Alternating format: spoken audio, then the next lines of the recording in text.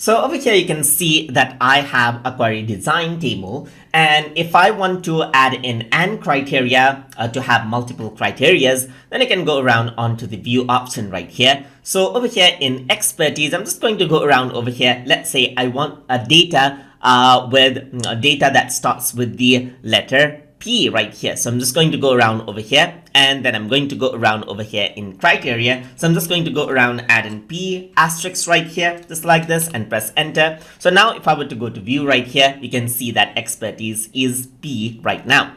So over here in skill, now what I want is in skill, I want it to be advanced. So I'm just going to go around and type in advanced right here, just like this, and then go to view now. So over here, you can see now the data has been filtered out to the expertise starting with the letter P and the skill set in advance, as you can see right here. So that is how it actually works out.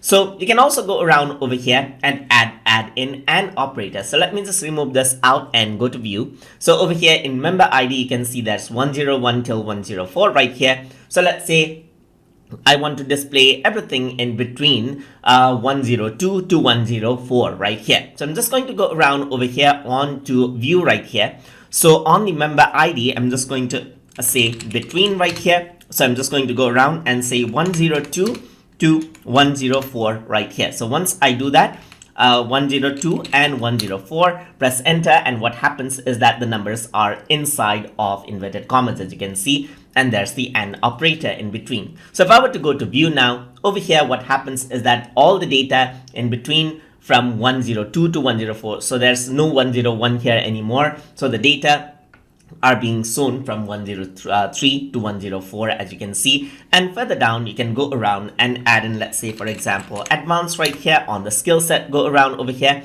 and there you go. And you can go around over here and say that you want to display data that are P asterisk right here, just like this, and press enter over here as well. So if I were to go around into view, now you can see that the data and the criteria has been set with the AND operator. So all of the criteria needs to be met out before this is actually displayed out like this. So that is how you can work around with query design and criteria inside of Microsoft Access Database. So hope you guys learned something as always.